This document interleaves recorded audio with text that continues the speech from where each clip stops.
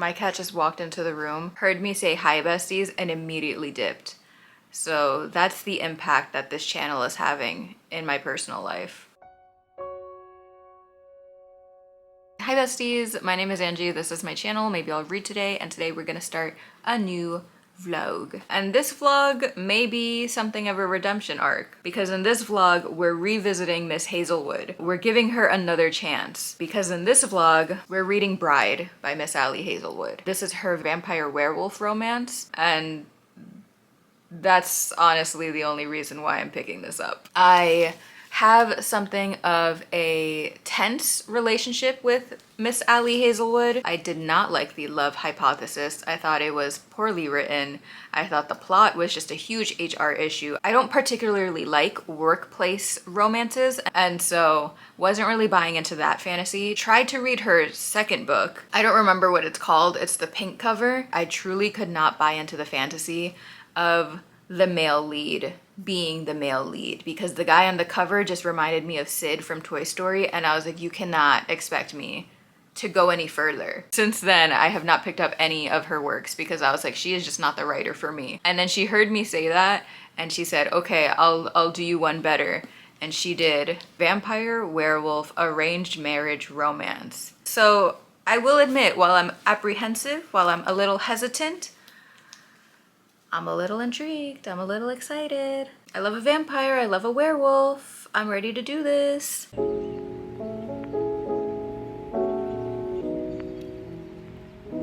I feel like I'm gonna regret this angle because my arms are gonna get tired eventually, but it's just one of those days where I wanna lay on the floor. I made it like 50 to 60 pages into Bride. She's right there. I'm like low-key having the time of my life right now. I don't think it says anything about like any improvement on Allie Hazelwood's writing, and I think it's very much just because I love vampire werewolf romances, which is also a little embarrassing to admit, but one of the first books that I reviewed on this channel was The Lady of Rooksgrave Manor, so I guess it shouldn't really come as a surprise. I read a lot of werewolf romances growing up. Some of them were not for my age range. So the beginning of this book like almost lost me. There was a touch convoluted. It still is, to be honest. Basically, it takes place in a city, and the city is segregated across the like races. So there's like a section for the vampires, a section for the werewolves, and a section for the humans. And the things you should know is that the vampires have the smallest population, but they're also the fastest, question mark. The werewolves are the medium percent, and they're the most dangerous, they're the most strong. And the humans, although they don't have any powers,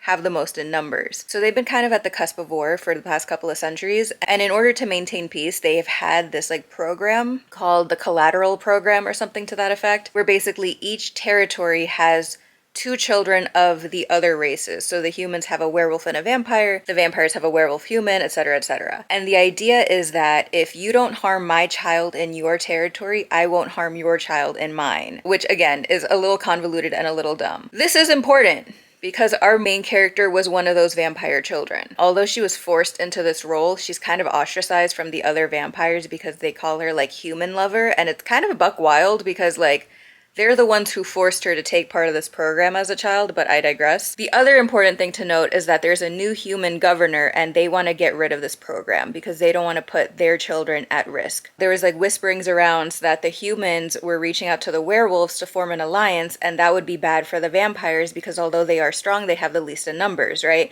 So to kind of work around that, they created a new program that instead of using children, they're using like grown adults. And so the vampires reached out to the werewolves and they said, hey, I know that we're both the lesser numbers, but if we team up together, we're the strongest, and so we can go against the humans just in case. So let's do this arranged marriage for peace kind of situation. It's a lot of information to justify this arranged marriage, and some would argue it still doesn't really make sense. I don't know.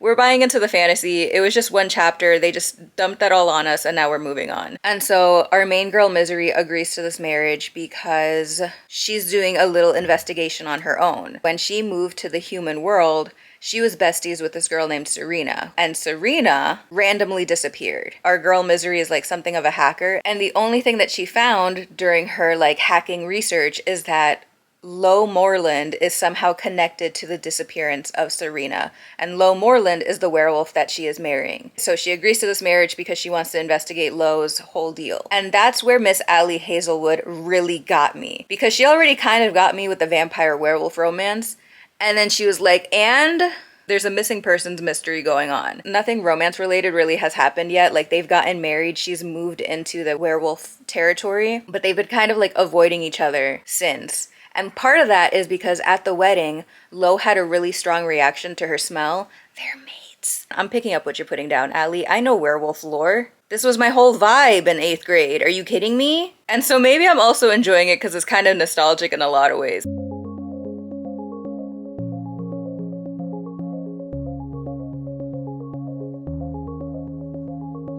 We've got some updates. We've got some developments, not only about this book, but also about me as a human being and as a reader. And this should come as no surprise to a lot of people, but I love a monster romance. I love learning about the lore of each species. The vampires don't have a lot of lore, at least in a romantic sense, in this book, mainly because Misery has been so detached from her species and from her culture, so she herself is not super familiar with anything. But also because her experience with vampires is that they're very cold and calculated and they're not super emotionally available, and to that I say, hi, kindred spirits. Truly the more fascinating thing to me, and the reason why I like this dynamic even more, just generally and also in this book, and why I'm vibing so hard right now, is the werewolf lore. And Lo, when he's teaching Misery about mates and such, he says that one of his other wolf guys describe it as discovering a new color or discovering a new scent. Like, it's like a biological like disturbance, but in the best way, where it like totally rocks your shit and you can't stop thinking about it. So on that note, I've been reading a little bit more about my astrological natal chart. Turns out I got my 8th house in Venus, or my Venus in 8th house. I don't actually know the correct terminology. I think it's interchangeable, but whatever. And according to astrology, having your Venus in 8th house means that you're really into this like almost obsessive kind of love where it's like all or nothing kind of vibes. All that to say is this book is kind of doing it for me. The other thing that I learned is that I love a slow burn. And for that reason, this book is also kind of doing it for me, because the first 100 and something pages, Misery didn't even talk to the guy. She was just kind of in his house and she was just kind of vibing, you know? And it wasn't until his younger sister almost gets kidnapped, Misery tries to save her, and then they both kind of reveal their intentions with this marriage and the larger mystery of her missing best friend, that they started to be on speaking terms. And now 200 pages in, the romance is like slowly but surely cooking up. Third development. Are me and Allie Hazelwood best friends now? I don't know. Maybe. Could be. I'm almost scared to think about what I'm gonna rate this book.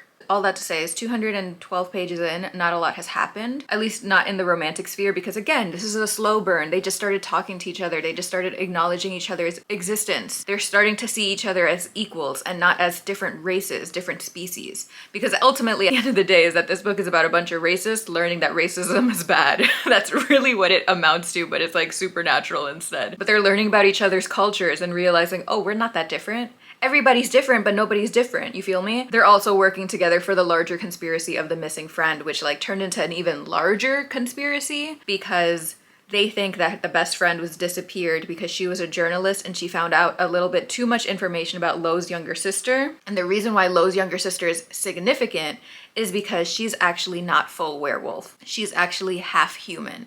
And that has never happened before in the history of the universe of this book, because again, everyone is a racist. And so they think that if this knowledge is revealed to a larger degree, she could be in danger because they could go after her for not being like pure-blooded, you know, like racist eugenics ideology. So that's the concern, that's the fear, that's the larger conspiracy.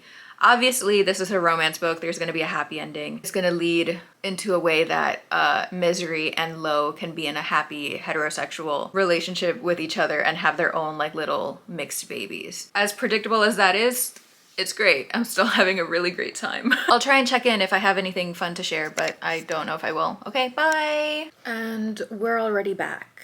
Read 10 pages. And we're back, baby. So for a little bit of context, Misery and Lo are currently in enemy wolf territory. There's a whole lot of like tension between the wolf packs. Some people don't recognize Lo as the alpha, blah, blah, blah. So they're at this lady's house. They think that she's involved with the almost kidnapping of Lo's little sister, and they need to like bug the house so they can keep tabs on this lady. They're in her office. They're hacking into the mainframe. Then they hear a couple of voices down the hall. And so they have to do that like rom-com thriller, enemies to lovers kind of situation to appear innocent and to appear so in love, so wrapped up with one another. They make out in the middle of the office. But because they're vampire werewolves, it's not just making out. She bites him.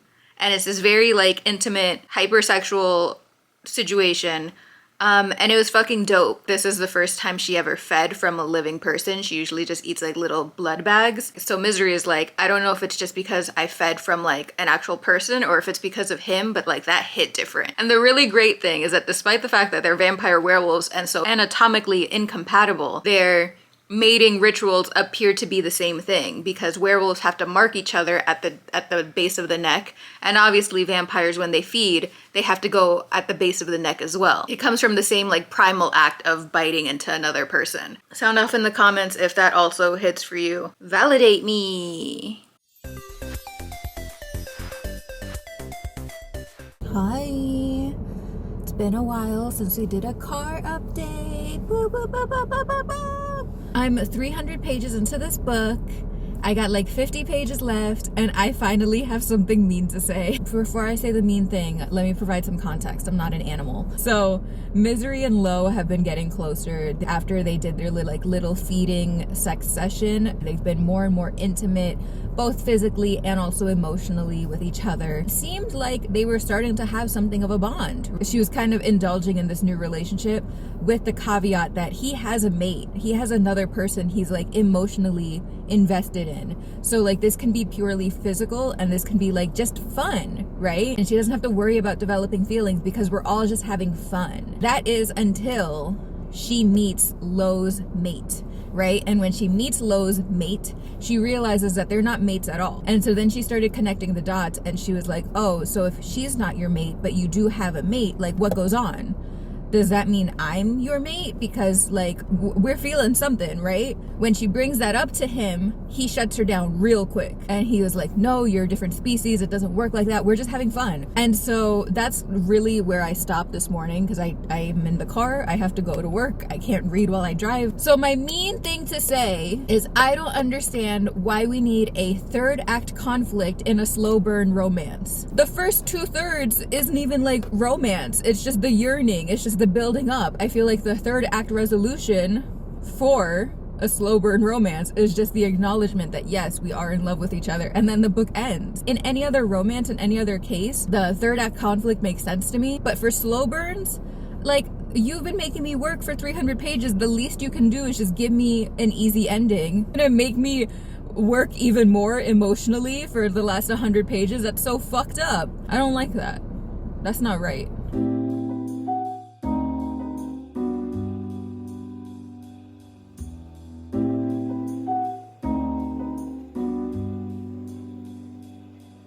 We finished Bride. I ended up giving it 3.5 stars. I'm not gonna lie to you though, I was very close to giving it 4 stars. And I was like concerned and fearful in a lot of ways of potentially giving this 4 stars. Not in a like guilty pleasure kind of way, but just because I was talking so much shit like a year ago that I was like, am I really gonna eat my words on camera, on the internet for the rest of my life about an Ali Hazelwood book? Maybe. Things started to annoy me towards the end. And so then it went down to 3.5. The first we already kind of talked about in the car. I just don't understand the point of having a third act conflict in a slow burn book. Like, the conflict is the slow burn. It's the yearning. It's the forbiddenness of it all that we're dealing with for the first 400 pages of the book. And what I didn't mention in the car is the comments that Lo made to make this like breakup happen. Because she's half convinced that she's his mate and he's denying her for like the sake of protection or whatever. I don't know. Even when they like came back together and he explained his reasonings for what he did, it didn't totally make sense for me. When he did deny her, he like took her insecurities and her childhood trauma and kind of like twisted them to like really like break her heart. She's someone who has always been isolated and who's always been ostracized from all of the communities that she's ever been in. And so when he's like, no, you're not my mate, you've got it all wrong, we're a different species, it's not even possible, blah, blah, blah, blah. He said something along the lines of, the only reason why you're interested in this mate thing is because you're so desperate for a connection. And I was like, that is such a grimy thing to pull up in this fight, that when they did come back together again and they did like resolve their issues, I feel like he didn't like grovel enough, in my opinion, for saying something that hurtful. And then another reason why I deducted stars is because there's like a whole political drama between the vampires, the werewolves, and the humans. We find out that Misery's dad is far more evil than she ever expected him to be. And then we're like subjected to what feels like a 20-page monologue, but is probably more like a 5-page monologue of the dad like explaining in great detail his evil plan. And it was just like so agonizing to continue reading. Like I sped through the first 300 pages, and then when we got to that point, it became work to start picking this book up again. It was no longer fun for me. So in conclusion, are me and Allie Hazelwood best friends now? No. I think we're getting there. We like exchanged Instagram handles, but we don't really interact with each other's profiles. That was a metaphor. We didn't actually exchange Instagram handles. That's not. Thanks so much for watching. I hope you enjoyed this video. I hope you have a great day. And also thanks for bearing with me in the past couple of weeks. I've been really inconsistent with uploading videos. As I mentioned, lost a lot of footage, lost a lot of motivation, lost a lot of time to do anything. I'm hoping things are slowing down in my personal life, that things can pick up again in my YouTube-y life, but no promises.